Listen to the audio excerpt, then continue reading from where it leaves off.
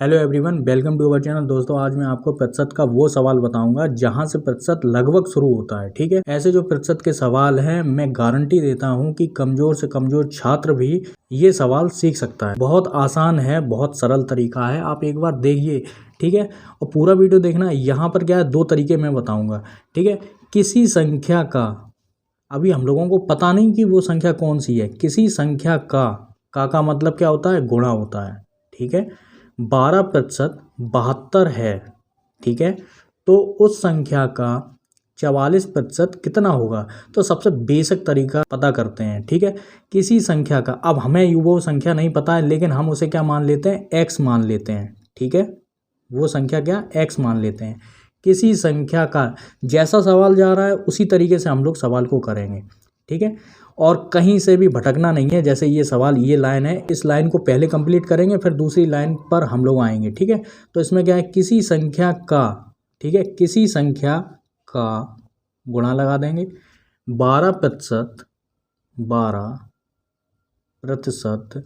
कितना है, 72 है। ठीक है, कितना है, बराबर लगाएंगे, 72 है। ठीक है, यहाँ से हम लोग क्या करेंगे, x का मान निकाल लेंगे, यानी कि जो x क्या होगा वो संख्या होगी। ठीक है, x गुणे 12/100।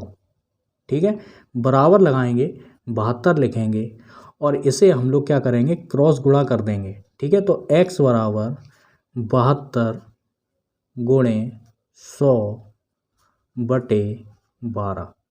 ठीक है, 12 छिंगे 72, तो यहाँ पर जो x का मान आया वो कितना आ जाएगा, 600 हो गया। ठीक है, x का मान 600, यानी कि ये जो 600 है वो संख्या है। ठीक है ना, किसी संख्या का 12% 72 है, तो उस संख्या का 44% कितना होगा, ये जो संख्या है। ठीक है, ये पूर्ण संख्या है। जैसे मान लेते हैं कक्षा में कुल छात्र इतने हैं। ठीक है, इन छात्रों का 12% 72 है।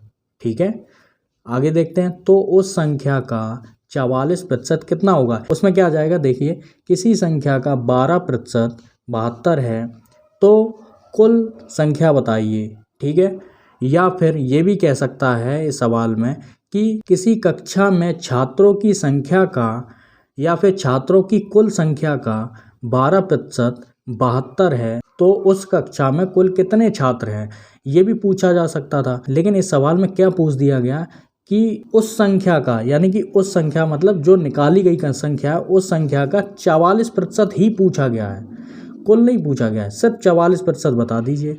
तो ये जो 600 आया है, इसका हम लोग क्या करेंगे, 44% निकाल लेंगे। ठीक है, तो यहाँ पर क्या करेंगे, देखिए, 600 गुणे 44% को कैसे लिखते हैं, 44/100।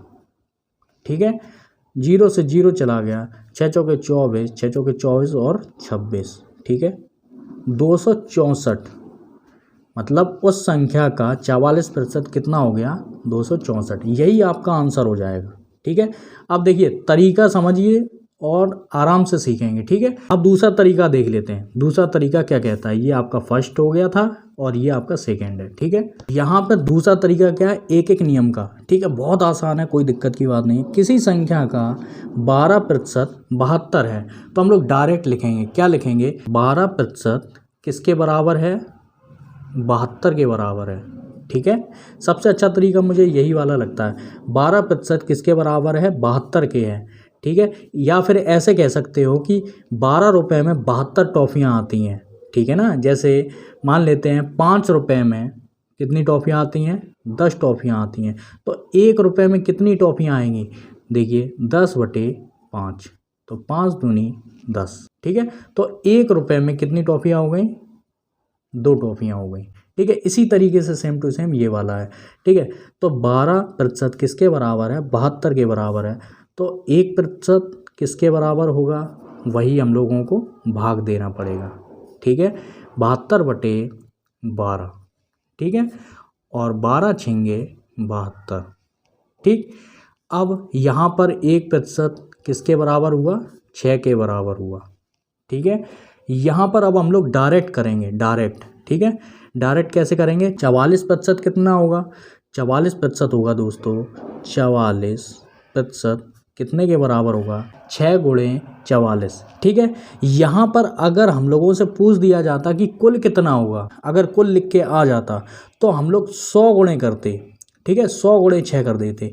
तो इनका गुणा कर देंगे हम लोग, कितना हो जाएगा, देखिए 44% कितने के बराबर है, वो है दोस्तों 6 चौके 24, 6 चौके 24 और 26।